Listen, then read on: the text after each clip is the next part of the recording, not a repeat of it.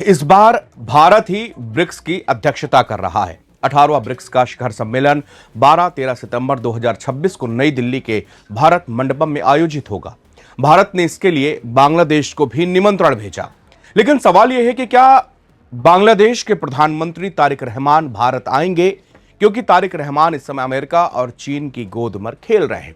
ऐसा हम यूं ही नहीं कह रहे, बल्कि इसके पीछे आप देख सकते हैं पिछले महीने में जब उनका चीन का दौरा हुआ तो उन्होंने वो सारे काम किए जो भारत के खिलाफ थे, चाहे वो तीस्ता जल समझौता को लेकर हो, चाहे वो मोंगला पोर्ट का लेकर हो। फिर भी भारत ने बांग्लादेश की तरफ एक बार और दोस्ती का हाथ बढ़ाया। अभी तक तारिक रहमान की तरफ से कोई प्रतिक्रिया नहीं आई और उम्मीद भी कम है कि वो समिट पर आएंगे। बांग्लादेश की हालत इस वक्त किसी से छिपी नहीं है। शेख हसीना के तख्ता पलट के बाद बांग्लादेश में कत्लेआम मचाया गया, अल्पसंख्यकों को चुन चुन कर मारा गया। उम्मीद थी कि मोहम्मद यूनुस की सरकार के बाद जब तारिक रहमान आए तो चीजें कुछ सही हो जाएंगी, मगर तारिक रहमान भी मोहम्मद यूनुस के नक्शे कदम पर काम कर रहे हैं। बांग्लादेश के विदेश राज्य मंत्री शमा उबैद ने गुरुवार को भारत की ओर से समिट के दावत मिलने की पुष्टि की। हालांकि बांग्लादेश की ओर से ऐसे संकेत दिए गए जिससे तारिक रहमान का भारत आना बेहद मुश्किल लगता है। इसके पीछे शेख हसीना को भारत में शरण मिलना कारण बताया गया है। भारत में बांग्लादेश के राजदूत हमीदुल्लाह रियाज ने सीधे ब्रिक्स समिट की बात नहीं की, लेकिन कहा है कि शेख हसीना के भारत में रहते हुए तारिक रहमान का यहां आना मुश्किल है। उन्होंने कहा कि शेख हसीना न सिर्फ भारत में है बल्कि यहां रहते हुए ऐसे बयान दे रही हैं जो बांग्लादेश विरोधी हैं। ऐसे में हमारे प्रधानमंत्री दिल्ली कैसे आ सकते हैं। नैनिमा बसु के साथ एक इंटरव्यू में हमीदुल्लाह रियाज ने भारत बांग्लादेश के रिश्ते पर बात की। उनसे पूछा गया कि चीन की यात्रा के बाद क्या प्रधानमंत्री तारिक रहमान इस साल भारत का दौरा भी करेंगे। इस पर रियाज ने बताते हैं कि यह कहना सही नहीं होगा कि ढाका ने किसी एक देश पर दूसरे देश को प्राथमिकता दी है। बांग्लादेश के राष्ट्राध्यक्षों ने पहले भी चीन की यात्राएं की हैं। पीएम रहमान के मामले में कई आर्थिक जरूरतों की वजह से चीन उनकी पहली विदेश यात्रा रही। हाँ, पीएम के तौर पर तारिक रहमान की पहली यात्रा भारत की हो सकती थी, लेकिन यह समझना होगा कि बांग्लादेश और भारत के बीच मौजूदा समय में कुछ संवेदनशील मुद्दे हैं। क्या उन संवेदनशील जो मुद्दा है, क्या उसमें पूर्व पीएम शेख हसीना मेन समस्या है।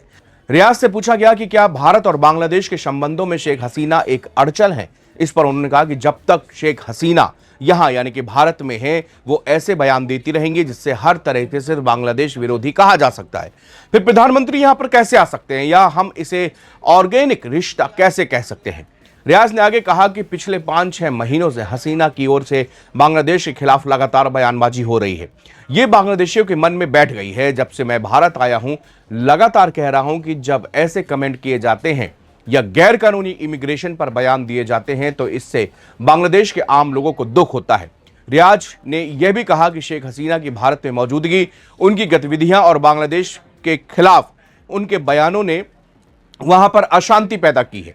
भारत को यह देखने की जरूरत है कि बांग्लादेश पर क्या फेंका जा रहा है। ऐसा लगता है कि भारत के मन में बांग्लादेश के लिए कोई सम्मान या आदर नहीं है। सिर्फ राजनीति में ही नहीं, आज बांग्लादेश का आम आदमी भी भारत से जो निकलता है वो उससे हैरान है। दरअसल ब्रिक्स की समिट इस बार भारत में होना बेहद अहम है। ये वही ग्रुप है जिससे पूरा वेस्टर्न और खास तौर से अमेरिका चिढ़ता रहा है।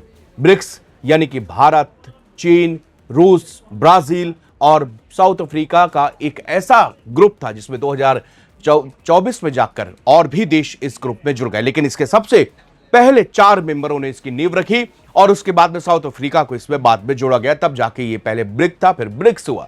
आज ब्रिक्स क्यों जो है पूरी दुनिया में चर्चा में है, उसका सबसे बड़ा कारण यही है कि आज दुनिया की सबसे बड़ी ताकतें जिस चीज से लड़ रही, ब्रिक्स उन सभी का एक समावेश का एक ग्रुप है। यानी कि भारत, रूस, चीन, ब्राजील और साउथ अफ्रीका जैसी शक्तियां एक बैनर तले काम करती हैं। लेकिन ब्रिक्स की मजबूती पर भी समय समय पर सवाल उठे हैं। लेकिन इस समय जबकि पूरी वैश्विक दुनिया हताहत है, पूरी वैश्विक दुनिया इस समय युद्ध की चपेट में है, ऐसे वक्त पर ब्रिक्स समिट होना और भारत उसकी अध्यक्षता करना, यह पूरी वैश्विक दुनिया के लिए बहुत बड़ी बात है। शुक्रिया।